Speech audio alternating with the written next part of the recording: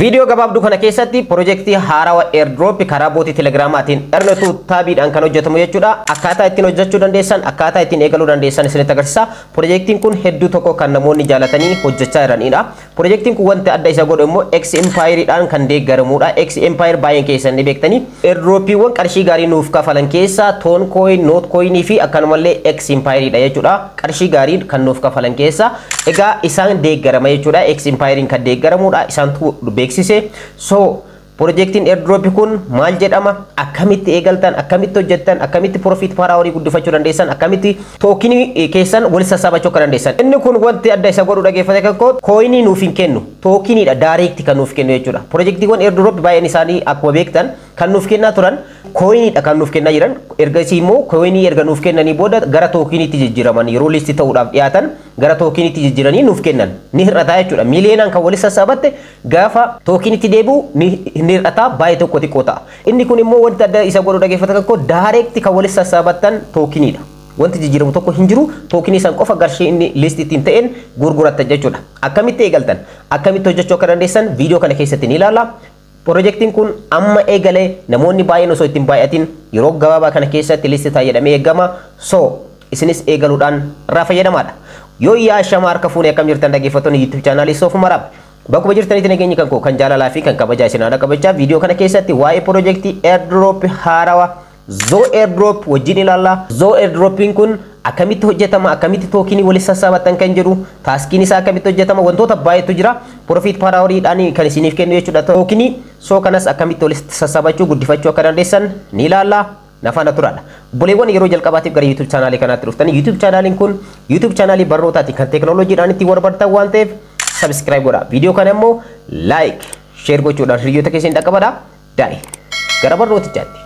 Egaa linkii sirrii projektii airdrop kan argachuudhaaf gara chaanala kan koo kan telegiraamaatti ni deemtanii. Chaanala kan koo kan telegiraama argachuudhaaf immoo baay'een keessan akkuma beektan linkii isaa descriptionii jala ni argattu. Chaanalli kan koo kan telegiraamaa immoo Soofumar Miidiyaa jedha. Isa irra seentanii booda dhaggeeffattoota kan koo projektii kana asirra isiniif kaa'ee jira. Projektiin kun akkuma asirratti argattan Zoo jedhama jechuudha. Zoo airdrop linkiin isaa asirratti argama. Linkiiwwan feekiidhaan waan jiraniif linkii kanatti fayyadamaadha. Chaanala kan koo kan telegiraamaa irraa ni argattu. Kana qofa osoo hin taane odeeffannoowwan gaggabaaboo fi akkanumallee taaskiiwwan haarawaa deelii koomboo fi wantoota airdrop wal qabate informationota gaggabaaboo asirraa ni argattu jechuudha. Chaanala telegiraamaa kana subscribe godhaa. Maatii ta'uu hin irraanfatinaadha. Ergasii immoo gara natti erga dhuftanii booda Zoo jedha akkuma asirratti argattan isa kanaadha kan hojjettan jechuudha. Egaa linkii kanarratti kilik gochuudhaan ni eegalla jechuudha. Linkii kanarratti kilik gochuudhaan ni eegaltan jechuudha. Egaa yeroo jalqabaatiif gara keessaatti seentan dhaggeeffatan tokko tookinii hamma ta'e tokko isiniif kenna. Egaa akkaataa ittiin hojjettan osoo isinitti agarsiisin seerri ittiin hojjetamu maalidha kan jedhu gara chaanala isaanii kan telegiraamaas deemnee isinitti agarsiisa jechuudha. Egaa akkuma asirratti argattan chaanala isaanii kan telegiraamaa irratti argamna. Egaa karaan ittiin hojjetan wantoota sadiidha isaan asirra kan kaayan. Tokkoffaa bineensota adda addaatu jira. Bineensota adda addaa sanneen bituudhaan walitti qabachuudhaan tookinii walitti sassaabachuu ni dandeessanii. Egaa animaalii sanillee baay'isuudhaan upgrade gochuudhaan tookinii guddaa akka isiniif kennu sa'aatii tokko keessa tookinii guddaa akka isiniif kennu gochuu dandeessan jedha gabaabinumatti kan jalqaba. Lammaffaan immoo invite gochuudhaaf namootaaf invite gochuudha. Dursitanii projektii airdrop tokko hojjechuun duratti seera isaa beekuun murteessaa waan ta'eef lammaffaan namootaaf invite gochuudhaaf invite friends jedha. Lammaffaan isa kanadha. Invite yeroo godhanii namoonni itti fayyadamanitti salphamatti isiniif kafala.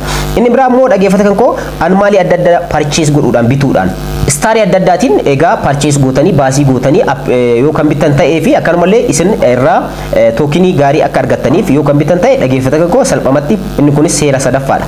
Seerri afuraffaa irratti kaayan immoo join airlines jedha. Egaa join gochuu qabdanii. Airlines kan jedhamu membershipii mataa isaanii qabanii akkanumallee membershipiidhaa fiidha akkanumallee doneeshiniidha jechuudha. So isa kanas keessa seenuudha. Inni biraa immoo maayin Zoo token jedha. Egaa Zoo token duratti isinitti himee jira dhaggeeffata kan koo Zoo tokeniin walitti sassaabatan coinii osoo hin taane tookiniidha jechuudha. Seerri isaa shanan kanaadha. Seera kanneen erga beeknee booda ammoo amma immoo akkamitti hojjechuu akka dandeessan tokko tokkoon haa ilaallu gara isaatti deebinee. Keessa yeroo seentan haala kanaan isinii dhufa jechuudha.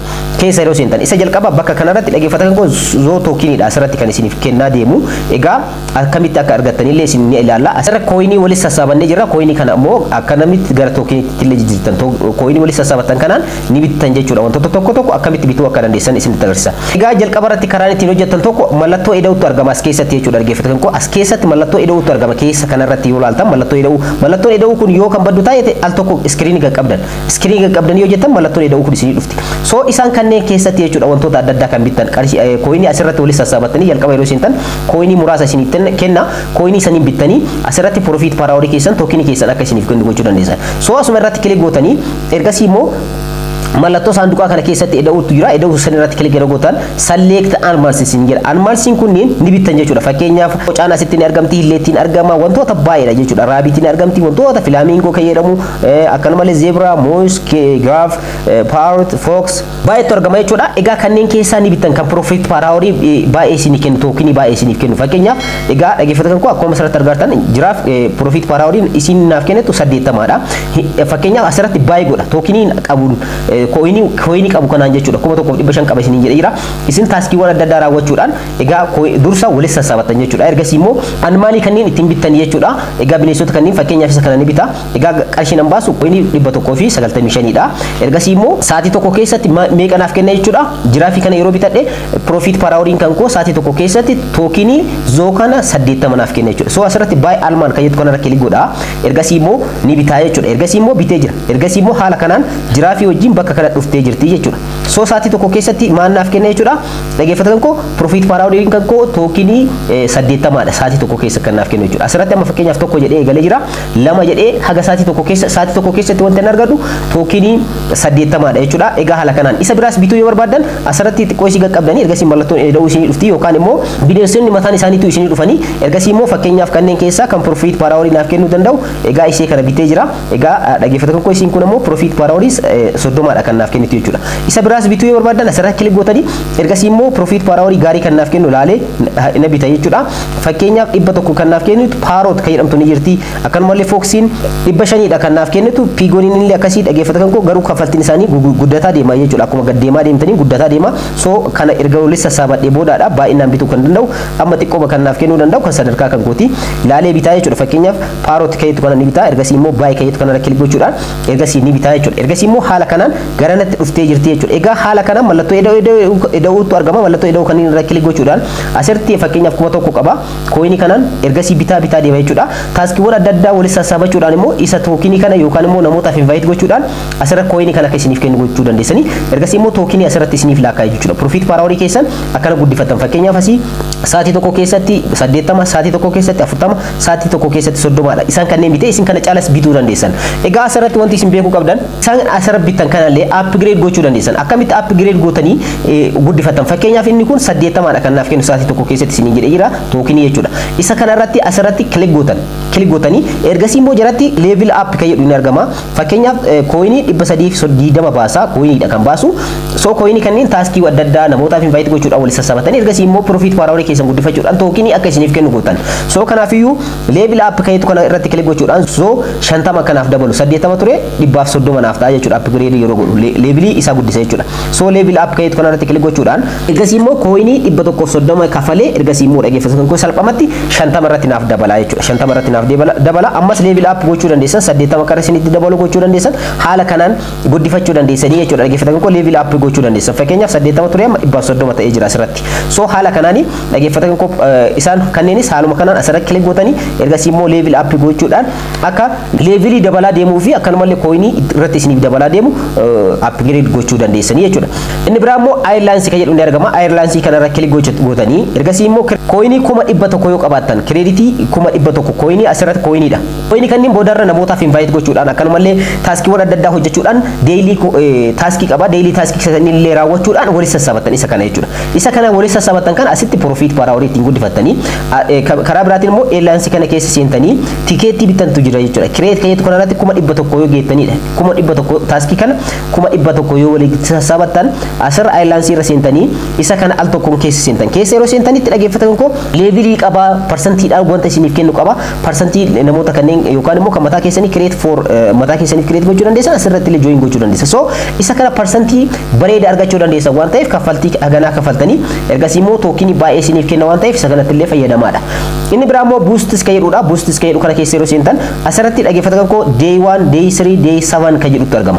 Profit per hour keessan boost gootanii jechuudha. Kanas dhaggeeffattoota koo amma fakkeenyaaf isa jalqabaa boost gochuudhaaf guyyaa tokkoffaadhaaf percentii 5 boost gochuudhaaf egaa coinii shantama hanga 500 isin gaafata kan guyyaa tokko jechuudha. Kan guyyaa sadii immoo hanga bakka isin gaafatu isin itti agarsiisu koinii 17,000 hanga 90,000 isin gaafata. Kan guyyaa 7 immoo dhageeffatan koo asirratti akkuma asirratti argattan kan guyyaa 7 225 hanga miliyoona 1,200 isin gaafata. So isaan kanneen kafaluudhaan as immoo profit per hour keessan fakkeenyaaf kan guyyaa tokko percentage shaniin akkanaaf dabaluu barbaade 50 ni baasa isa jalqaba kana ni bitee asirratti kilik godha ergasii immoo upgrade godha jechuudha. Ergasii immoo guyyaa tokkoof bitee percentage shaniin akka tokenii naaf dabalu ni godha jechuudha dhageeffatan koo.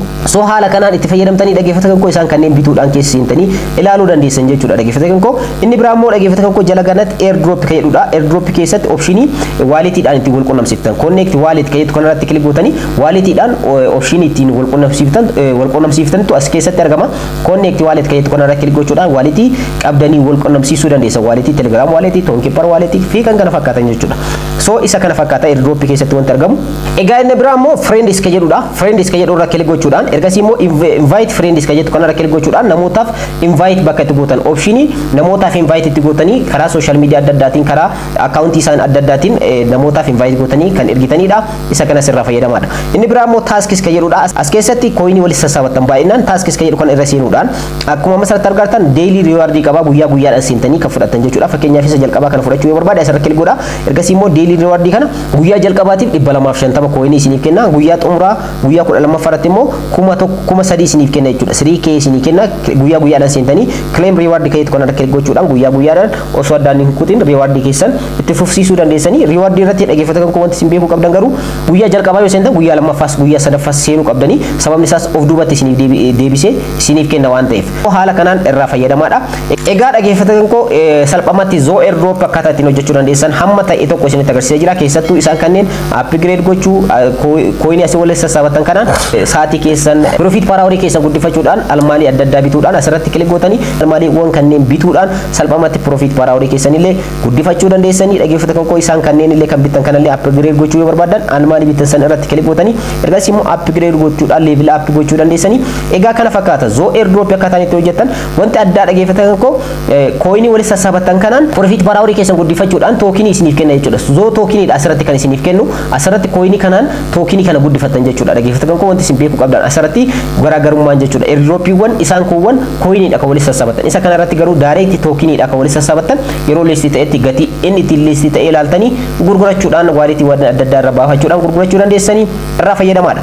Egaa viidiyoon kan gabaabduu kana keessatti waa'ee Zo airdrop bal'inaan wajjin ilaallee jira. Information haarofni yoo wantoota haarawaa upgrade godhan yoo jiraate kan isiniin dhaqqabu ta'a. Yeroo biraa viidiyoo biraatiin walitti deebina. Hangasitti nagaan naa turaa isiniin jecha obboleewwan yeroo jalqabaatiif gara YouTube channel kanaatti dhuftan subscribe, like, share gochuu hin irraanfatinaadha.